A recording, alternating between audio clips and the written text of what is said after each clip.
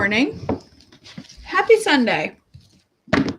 I just finishing up a little cookie for breakfast. A little breakfast cookie. Get ready for church. I slept in a tiny bit. I decided, you know what? It would be okay if I was a little bit later for devotions this morning and if I had to rush, get to church because I knew I was going to be tired today. And there's a lot of names today. So, all right, my friends. March 10th. The tribes east of the Jordan, Numbers 32, 1 through 42. The tribes of Reuben and Gad owned a vast number of livestock. So when they saw the lands of Jazer and Gilead were ideally suited for their flocks and herds, they came to Moses, Eleazar the priest, and the other leaders of the community. They said, "Notice the towns of Adareth, Dibon, Jazer, Nimrah, Heshbon, Elias, Sibmah, Nebo, and beyond. The Lord has conquered the whole area for the community of Israel, and it is ideally suited for our livestock. If we have found favor with you, please let us have this land as our property instead of giving us land across the Jordan River. Do you intend to stay here while your brothers go across and do all the fighting?" Moses asked the men of Gad and Reuben. Why do you want to discourage the rest of the people of Israel from going across the land the Lord has given them? Your ancestors did the same thing when I sent them from Kadesh Barnea to explore the land. After they went up to the valley of Eshcol and explored the land, they discouraged the people of Israel from entering the land the Lord was giving them. Then the Lord was very angry with them, and he vowed, "Of all those I rescued from Egypt, no one who is 20 years old or older will ever see the land I swore to give Abraham, Isaac, and Jacob, for they have not obeyed me wholeheartedly. The only exceptions are Caleb, son of Jephunneh, the Kenizzite, and Joshua, son of Nun, for they have wholeheartedly followed the Lord." The Lord was angry with Israel and made them wander in the wilderness for 40 years until the entire generation that sinned in the Lord's sight had died. But here you are, a brood of sinners, doing exactly the same thing. You are making the Lord even angrier with Israel. If you turn away from him like this and he abandons them again in the wilderness, you will be responsible for destroying this entire nation. But they approached Moses and said, "We simply want to build pens for our livestock and fortified towns for our wives and children. Then we will arm ourselves and lead our fellow Israelites into battle until we have brought them safely from their land. Meanwhile, our families will stay in the fortified towns we build here, so they will be safe from any attacks by the local people. We will not return to our homes until all the people of Israel have received their portion of land. But we do not claim any of the land on the other side of the Jordan. We would rather live here on the east side and accept this as our grant of land." Then Moses said, "If you keep your word and arm yourselves for the Lord's battles, and if your troops cross the Jordan and keep fighting until the Lord has driven out his enemies, then you may return when the Lord has conquered the land. You will have fulfilled your duty to the Lord and to the rest of the people of Israel. And the land on the east side of the Jordan will be your property from the Lord. But if you fail to keep your word, then you will have sinned against the Lord, and you may be sure that your sin will find you out. Go ahead and build towns for your families and pens for your livestock, but do everything you have promised." Then the men of Gad and Reuben replied, "We, your servants, will follow your instructions exactly. Our children, wives, flocks, cattle will stay here in the towns of Gilead. But all who are able to bear arms will cross over to fight for the Lord, just as you have said." So Moses gave orders to Eleazar the priest, Joshua son of Nun, and the leaders of the clans. He said, "The men of Gad and Reuben who are armed for battle must cross the Jordan with you to fight for the Lord. If they do, give them the land of Gilead as their property when the land is conquered. But if they refuse to arm themselves and cross over with you, then they must accept the land with the rest of you in the land of Canaan." The tribes of Gad and Reuben said again, "We are your servants, and we will do as the Lord has commanded. We will cross the Jordan into Canaan, fully armed, to fight for the Lord, but our property will be here on this side of the Jordan." So Moses assigned land to the tribe of Gad, Reuben, and the half-tribe of Manasseh, son of Joseph. He gave them the territory of King Sihon of the Amorites and the land of King Og of Bashan, the whole land with its cities and surrounding lands.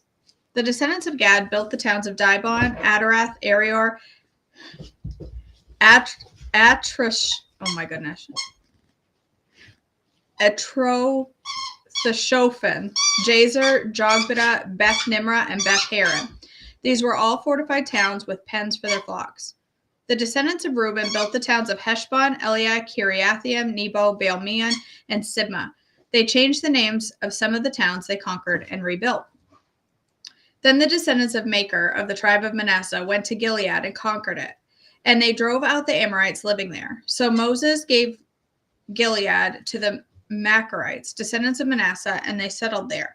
The people of Jair, another clan of the tribe of Manasseh, captured many of the towns in Gilead and changed the name of that region to the towns of Jair. Meanwhile, a man named Nobah captured the town of Kenath and its surrounding villages, and he renamed that area Nobah after himself. Remembering Israel's journey. Numbers 33, 1 through 56. Bessie, go see Dad. Okay, hold on one moment, please. Okay, go ahead, Tony.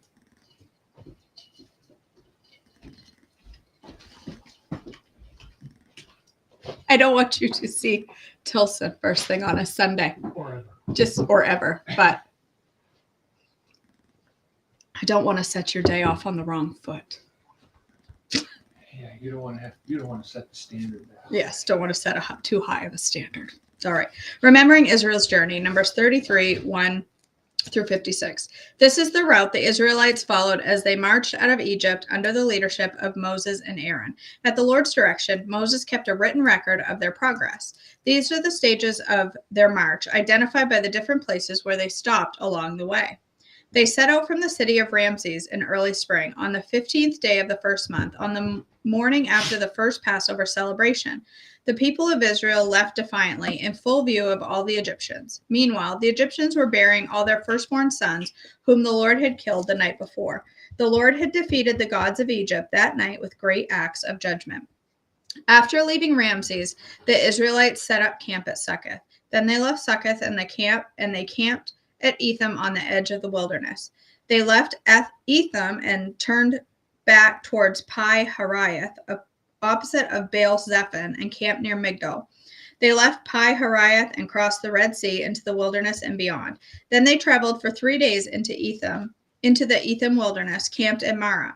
They left Marah and camped at Elam, where there were 12 springs of water and 70 palm trees. They left Elam and camped beside the Red Sea. They left the Red Sea and camped in the wilderness of Sin. They left the wilderness of Sin and camped at Dophkah. They left Dophkah and camped at Elush. They left Elush and camped at Rephidim, where there was no water for the people to drink. They left Rephidim and camped in the wilderness of Sinai. They left the wilderness of Sinai and camped at Kibroth-Hattava. They left Kibroth-Hattava and camped at Hazeroth. They left Hazeroth and camped at Rithmah. They left Rithmah and camped at Rimmon-Perez. They left Rimmon-Perez and camped at Libnah. They left Libnah and camped at Rissah. They left Rissah and camped at Kehelatha. They left Kehelatha and camped at Mount Sephir. They left Mount Sephir and camped at Heradah. They left Heradah and camped at Makaloth. They left Makaloth and camped at Tahath. They left Tahath and camped at Tirah. They left Tirah and camped at Mithkah. They left Mithkah and camped at Hashmanah. They left at Hashmanah and camped at Moseroth. They left Moseroth and camped at Benajakin. They left Benajakin and camped at Horhagidgad. They left Horhagidgad and camped at Jothbatha. They left Jothbatha and camped at Abranah. They left Abranah and camped at Ezion-Geber. They left Ezion-Geber and camped at Kadesh in the wilderness of Zin. They left Kadesh and camped at Mount Hor at the border of Edom. While they were there at the foot of Mount Hor, Aaron the priest was directed by the Lord to go up the mountain, and there he died. This happened in midsummer on the first day of the 5th month of the 40th year after Israel's departure from Egypt. Aaron was 123 years old when he died there at Mount Hor. At this time, the Canaanite king of Arad, who lived in the Negev in the land of Canaan, heard that the people of Israel were approaching his land. Meanwhile, the Israelites left Mount Hor and camped at Zalmonah. They left Zalmonah and camped at Punan. They left Punan and camped at Oboth. They left Oboth and camped at Ai-Abiram on the border of Moab. They left Ai-Abiram and camped at Dibon-Gad. They left Dibon-Gad and camped at Almon-Diblathaim. They left Almon-Diblathaim and camped in the mountains east of the river of Mount Nebo. They left the mountains east of the river and camped in the plains of Moab, beside the Jordan River, across from Jericho. Along the Jordan River, they camped from Beth Jeshimoth as far as the meadows of Acacia on the plains of Moab. While they were camped near the Jordan River on the plains of Moab, opposite Jericho, the Lord said to Moses, "Give the following instructions to the people of Israel. When you cross the Jordan River into the land of Canaan, you must drive out all the people living there. You must destroy all their carved and molten images and demolish all their pagan shrines. Take possession of the land and settle in it, because I have given it to you to occupy. You must distribute the land among the clans by sacred law and in proportion to their size. A larger portion of land will be allotted to each of their larger clans, and a smaller portion will be allotted to each of their smaller clans. The decision of the sacred law is final. In this way, the portions of land will be divided among your ancestral tribes. But if you fail to drive out the people who live in the land, those who remain will be like splinters in your eyes and thorns in your side. They will harass you in the land where you live, and I will do to you what I had planned to do to them." All right. Those were some fun names. Yay for mispronunciations. All right. We are on page 85, the poem titled Faith, Power, and Victory. Miracles can happen, love found a way. Jesus is the miracle, a miracle of life. He gave his life that we could live. Faith, power, and victory today. When you found love, you found faith, power, and victory. Miracles can happen, love found the way. Faith, power, and victory will overcome the world. Jesus is the miracle, love found the way. Faith, power, and victory today. That sounds a bit like a hymn. Is it just me? Sounds like a hymn. All right, let me read the chat real quick. The surgery on Sheila's hand was the end of January. After being on IV antibiotics for over a month, they notified her Friday that it is being caused by a fungus and they don't know what to do. She will see an infectious disease specialist next Thursday. She hasn't seen an infectious disease specialist yet. It's been, and that blows my mind, Shelley, that she hasn't seen that. Like, that should have been first sign of infection. That's crazy pants. Although I worked in healthcare for 20 years, it's not surprising. All right. Let's go ahead and pray this morning, my friends. Father God, we thank you so much for this time to come together before you to bring our worship and to bring our praise, to bring our thanks to you for all that you do for us, for all of your many blessings, and for the way you love us when we are so undeserving of that love. And God, I thank you for the opportunity to come together with all of these women together before you with our praise and hope that it is honoring to you, our King. God, I pray today as we go through our day, you will help us to be ever reminded of your presence around us, to remember that you are sovereign and that your plan, that it's sovereign, that you are in control. You are our hope. Everything that happens in our lives, our hope is ultimately in you and no one else. And God, I pray for Sheila today with her hand, and I just pray that the doctors will quickly find out what is going on with her hand, to find out what this fungus or infection is, so that they can get her on the road to recovery and that she does not lose part of her hand. And I just pray, God, that you will heal her. And I pray for your comfort to be with her, that she will feel your presence today, and that the peace that passes all understanding will just surround her today. God, we also pray for Kay and Bob today as they walk through this difficult situation. And God, I just pray for peace for them as well today. God, I thank you again for this opportunity to come together. I lift each one of these ladies up to you today for healing and for comfort. Thank you.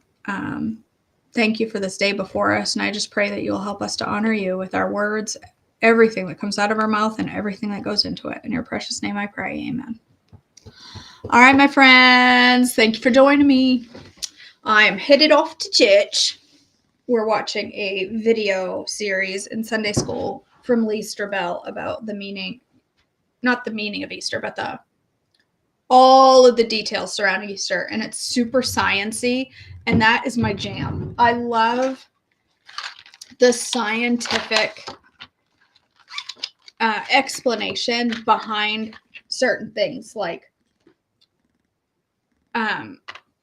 the fact that the way he was flogged and the amount of blood that he would have lost would have caused, I can't remember what they called it, vascular something, sanguination, something like that. I don't know, something like that. That's not the word that they used. I can't remember, but the whole reason he couldn't carry the cross and someone else had to carry it was because of the blood loss and how weak that made him. And that also, that caused severe thirst, which is why, like, the science-y piece behind it. It wasn't that Christ was just on the cross thirsty. There was a scientific, like, I just find that very interesting. I love that stuff. I love learning that part of the Bible, how science and the Bible are perfectly in line with each other. And so that's what we're learning about in Sunday school. And so I'm looking forward to the service today to go listen to Lee Strobel, who is also going to be in Greensboro tonight. And I wish I could go because I would love to go listen to him speak. All right, you guys, I love you. I hope you have an amazing Sunday. I hope you got enough sleep, and I hope you get an afternoon nanny poopy this afternoon, a little nappy this afternoon to catch up. I love you guys, and I'll see you back tomorrow.